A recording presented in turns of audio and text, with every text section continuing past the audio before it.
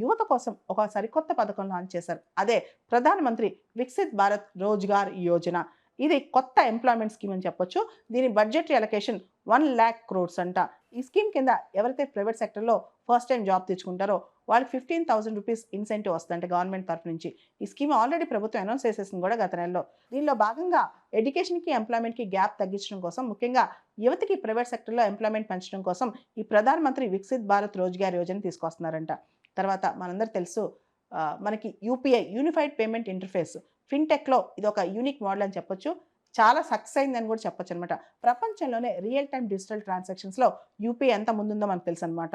దాదాపు India 50% of all global real time transactions అన్నీ కూడా మన ప్రపంచంలో ఉండే గ్లోబల్ రియల్ టైమ్ ట్రాన్సాక్షన్స్‌లో 50% అనేది మన యూపీఐ స్థాయిలో జరుగుతున్నాయంట.